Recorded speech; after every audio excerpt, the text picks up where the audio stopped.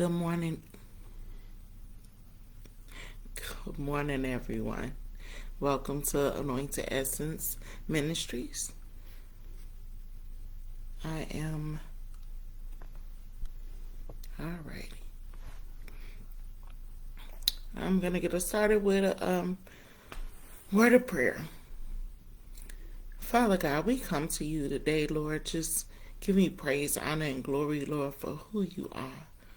Lord, we thank you, Father, for being in our lives. We thank you, Lord, for guiding our steps, oh God. We thank you, Lord, for forgiving us of all of our sins, the ones that we committed knowingly and unknowingly. Lord, I just ask that you would go before us this day, oh God, as you bring the message through me, Father. I ask that you would touch the hearts and minds of the people that are going to hear it, oh Lord. Lord, I ask that you would, Lord, feed us, Father God. Allow us to take deep root and change our lives, oh God. Help us, Father God, to receive from you, oh God. Help us, Father God, to go forth in what you're doing in us, oh God. Help us, oh God, to go forth in the work that you called each of us to do, oh God. Now, Lord, I just ask that you would just bless the words that are coming out of my mouth, oh God. Lord, bless your people, oh God.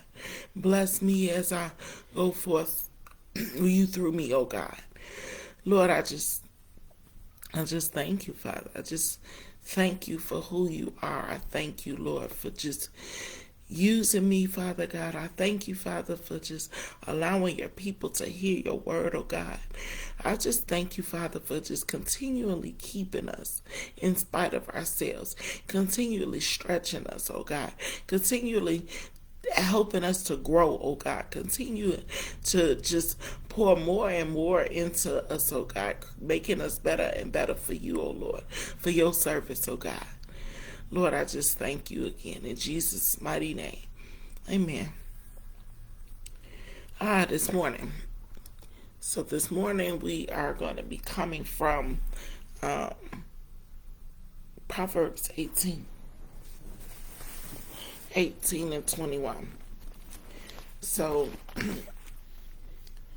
I'm going to read this right now out of the NLT version, and it reads, "The tongue can bring death or life. Those who love to talk will reap the consequences." And this is a study Bible, so the commentary at the bottom says, "The wise speak thoughtfully because they know that what they say has consequences." And one more time, I'm going to read this in the Message Bible. Words kill. Words give life. They're either poison or fruit. You choose.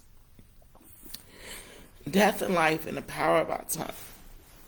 We take this scripture so lightly. We don't, I don't know, we take the word and we take different scriptures really, really seriously and take them to heart. And but when it comes to this one, we take it so lightly. And it's one of the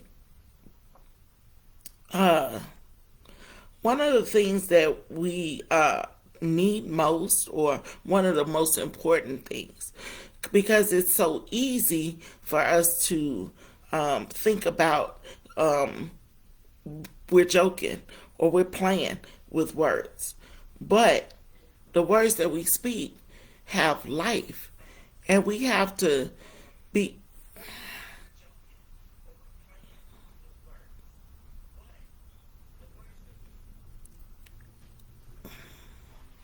I'm sorry, everyone.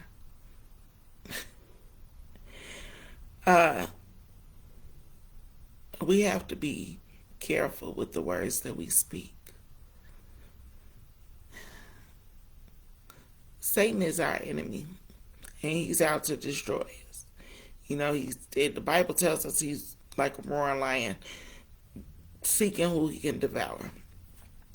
So we have to be that much more on the defense, be ready for him, because we know that he's coming for us.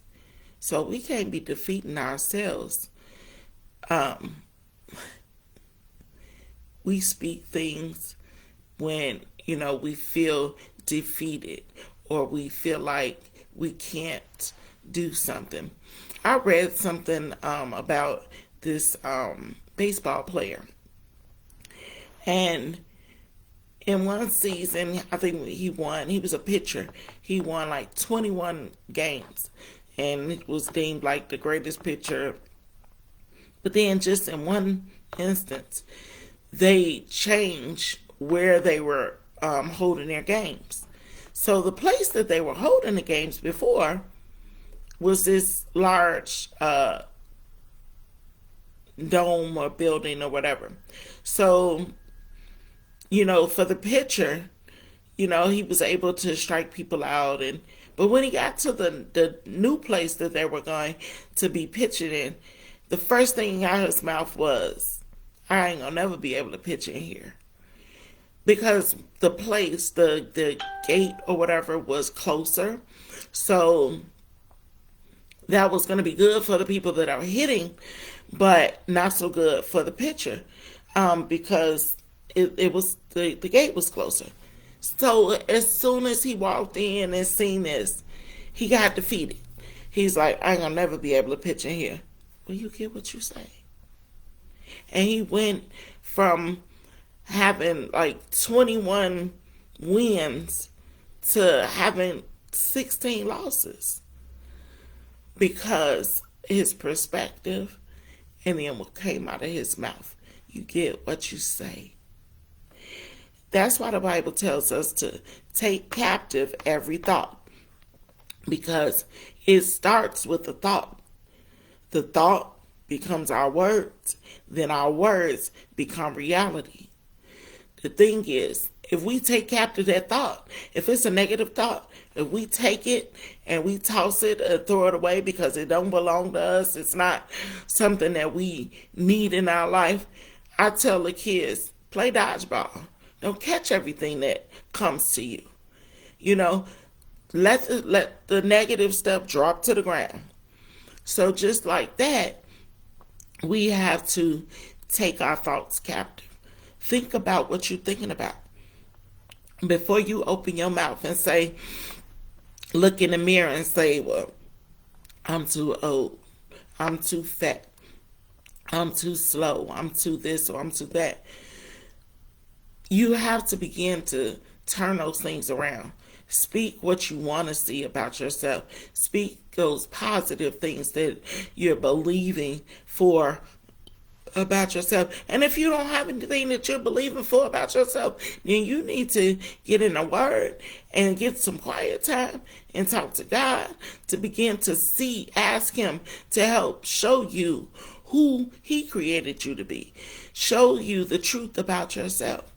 And just think about positive things and think about those people that you look up to and admire and say, oh, this person is, they're so talented or they're so this or that. God is no respecter of person. Everything that you say about those people, you could be saying that about yourself. Just say, I am, and then put that positive behind it. Speak it about yourself, because we have to build ourselves up in order for us to receive, to be able to even do the things that God is calling us to do. Because if we don't believe it and we don't go forth with it, we're sabotaging ourselves. Because, I'm looking at this other scripture. This is Proverbs 18:20. It says, words satisfy the mind as much as fruit does the stomach. Good talk is as gratifying as a good harvest. The scripture is kind of an inside joke or funny for me, and my husband would be laughing as well, because most people that know me know how much I love fruit. And it says the words satisfy the mind as much as fruit satisfies the stomach. Well, in my case, words really satisfy my mind. If fruit is the parallel, because I love fruit. So what I'm saying is, words satisfy the mind. When we speak defeatist words and negative words and things, that are not of Christ, not of the word, we speak those things. When God made us, he said in the word, when he created everything, he saw that everything was good that he created. God didn't make no mess or no mistakes. He didn't make no junk, as my mama say. God created us and he saw that we were good. God created us and he gave us when we begin to speak negative over ourselves, what are we telling God about his creation? About we don't, believe what he says about us. We're not satisfied with what he's done with us. Oh Lord, you made a mistake. I shouldn't have been this tall. Lord, you made a mistake. Speak those things that be not as though they were. Speak positive. I don't care how you feel emotionally. You need to speak the positive things until you begin to see it, until you begin to feel it. Because we need to practice these things so that we can teach the younger generation. We can teach our kids. We can teach other people's kids. Teach them that their words have power, that they create their atmosphere. And when they're in an atmosphere that they don't like, they can change it with the words that they speak. But if we don't get the grasp of this and begin to believe this and speak this over ourselves, how can we teach others to do the same thing? But we got to get it down in our spirit. We got to begin to be mindful and careful about what we allow to come out of our mouths. When we make a mistake, we tend to go to the negative. We messed up, so then we say we're clumsy, or I screw up all the time. That's a lie. Begin to speak positive and keep a hold of what it is that the word says about you. The word says that we're the head and not the tail, that I'm above and not beneath. I'm a lender and not a borrower. The word tells me who I am. God tells me who I am. And we need to start looking to him to tell us who we are, instead of listening to all of the negative things that come up in our mind, to all of the negative things and the poisons that we even hear from other people. I was talking about, I think last week, about, us with other people. It's like, why are we so consumed with what they say? They're not paying our bills. They don't have a heaven or hell to put us in. They're not putting clothes on our back or food on our table. So why is it that we give them so much power and so much credit in our lives? So now what we need to do is we got to begin to create our own atmosphere. We got to speak what it is that we want to see about ourselves. Speak those things. Speak those positive things that you bring up to your mind, and teach your kids. Begin to teach your kids. This is one of the things that bothers me. I hate to see this, and it's so common. The kids in a family that are brothers and sisters, and they run around and they call each other names, and they call each other stupid, and they tell each other that one child may be picked on and told that they can't learn, or that they're clumsy, or that should not be, because now we're creating something that is contrary to the word of God. We're creating an atmosphere that is tearing down instead of building up. So, and we're allowing the kids to do it. Even if we don't do it, even if the parents don't do it, we shouldn't allow the children to do it. We should create an atmosphere and teach them that only positive words. I was I used to teach youth, and with them in the room that they came to meet me every day or whatever time every week, they knew that that was a no negative zone. So because that was the atmosphere that was set, and because that's only what I tolerated, I began to see them, even if their home life was different or was like what I just described. When they came in that atmosphere, they knew they weren't allowed to tear each other down. They weren't allowed to speak negatively over themselves or even over each other. And I saw how they began to grasp the concept. And I wouldn't even have to correct them as much because they began to correct each other and correct themselves. One young girl who came in, and she, in her mind, had challenges, or she was challenged in her thinking about a test that was coming up. And she made a mistake and she said something like negative about the test. And her peers, all of them around her, quickly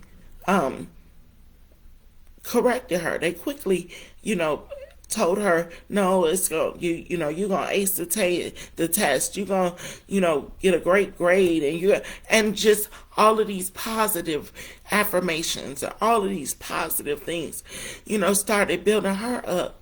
But then it reminded her to begin to build herself up. You get what you say. So she began to speak positively over that test. And then that fear began to diminish in her about the test. No more anxiety or fear or doubting herself. She began to speak the word over herself. She began to speak that she was going to ace that test. And guess what? She did. And that's what we need to promote in our lives, in our children's lives, in our friends and families' lives. We have to stop taking words so lightly. God created words. He created them as a weapon. And we don't always use them as that. But even though we don't use them as the weapon that they still are what they are. So they're still going forth, and they're still doing the job that they were set out to do. The Bible says, the Message, what I read earlier, words kill, words give life. They're either poison or fruit. You choose. Because when you put them out there, they're going to work. Whether you mean them for good, whether you mean them for bad, they're still going out there to accomplish what they were meant to accomplish. So that's why it's so many people running around here that are depressed and don't feel good about themselves. And because we're not speaking into ourselves, we're not using the words to build ourselves up. We're not using the words to build our children up. The enemy comes at them just as much as he comes at us. He comes at them trying to tear them down at an early age, when they feel negative, or they feel like they can't do something, or they feel like they're a slow learner, or all of this stuff. We have to combat. Tell them, speak positive over them until you see a change. I don't care if you don't see it yet. If you don't see it yet, then you ask God, help me to hold on to these positive affirmations, these positive words, until I see the change that I need to see. Help me, Lord, in my faith to begin to speak what you say over me, to begin to speak what I want to see in my household, to begin to speak what I want to see in my marriage, to begin to speak what I want to see in my children. Help me, Lord, to hold on to what it is that I want to see. Because you've already given me the authority and the power with my words. But Lord, help me to hold on. Help me to believe. Help me to speak positively. We got to ask God for help, because if not, we're constantly harming ourselves. We're killing ourselves. We're allowing the kids to harm themselves and kill themselves, because the enemy is real and he is after us and he is on his job. We can't get lazy in ours. We have to begin to speak and we have to begin to believe. But the first step is taking captive every thought. Don't let that negative thought rise up, and definitely don't speak it out of your mouth. We can heal ourselves if we can begin to speak the right words. If we can begin to believe what the Bible says about our healing. If we begin to believe the word over what the enemy says about us and to us. We got to speak it. We got to speak it. We got to speak it. We got to begin to speak into our lives. We got to, even begin to speak in other people's lives and teach them. Because, again, God is waiting on us, because God needs to use us to accomplish what he has to accomplish in the earth. We are his hands and arms, and we're the body of Christ. So we're supposed to be going to work for Christ. And even in that is something that we're doing for God. Teaching others what the word says about them. Teaching others to not speak what the enemy says about them. Not speak what it is that's going on in their mind constantly. To begin to write it down. Write notes. Post them up. Just a reminder of what you need to be speaking over yourselves. What you need to be speaking about yourselves. Post them on the refrigerator. Post them on the bedroom mirrors. Just whatever it is or wherever it is that you spend the most time and you know that you're going to see it. That's something small. That's a small task, but it's a way to begin to train ourselves, train our mind, train our thoughts. It's work, but we got to do it. Our lives are too precious and too important to stay stuck in the same old, same old. When we have new opportunities come our way, don't get scared and look at it and say, I can't do that. No, you say, I can do that. I can do that, and I can do even more than that. I'm capable because God made me capable. I can do all things through Christ who strengthens me. The Christ that is within me allows me to do and accomplish all things. So we got to stop speaking what the world says and what the enemy says and what our mind says. We got to begin to speak the word. We got to begin to tell ourselves that we can do whatever it is that we need to do to go forward, to succeed, to be better than we are today. We should be evolving every day and thanking God for the evolution, because God is just so awesome and so, infinite in power.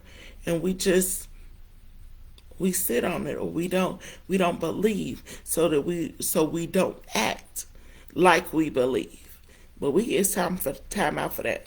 We got to start acting like we believe. We got to start acting like we believe what God says, that we believe the word of God. We believe the power that's working within us. We believe the authority that God put in our words. We didn't put it in our words, he did. So we got to stop looking at ourselves again in a negative light and know that everything that we need was already done. It was carried out on the cross. God redeemed us from everything. So just be grateful that we have that redemption and begin to speak over your life.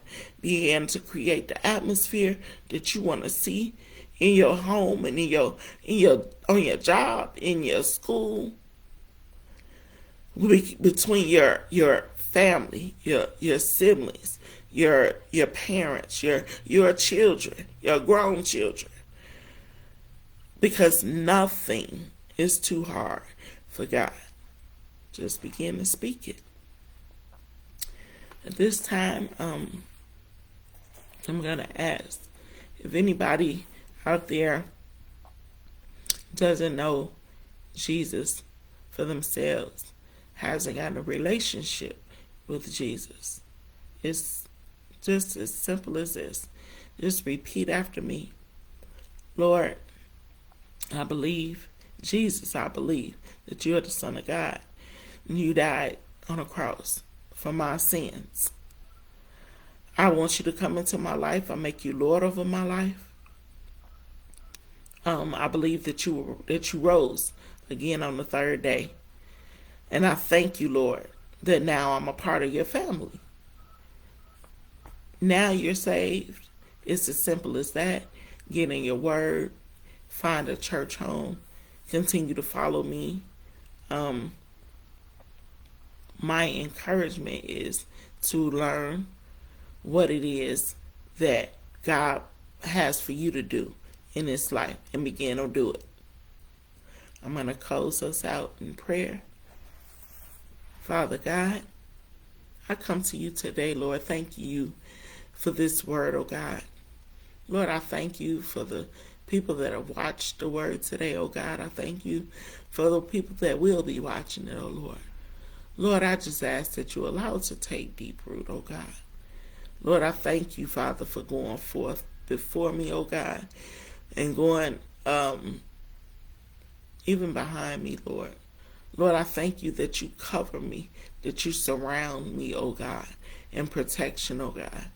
And Lord, I ask that you would cover your people, oh God. Lord, allow them, Father God, to have a good day, oh God, a good week, oh Lord. Lord, help them, Father God, to spend just a little bit more time with you than they did last week, oh God. One step at a time. Father, I thank you, Lord, that you are producing their week for them, oh God. You are laying out a path for them, oh God. I thank you for these and all blessings. I thank you for your favor and your grace and mercy. In Jesus' mighty name, amen. Amen, and I look forward to seeing you all next week.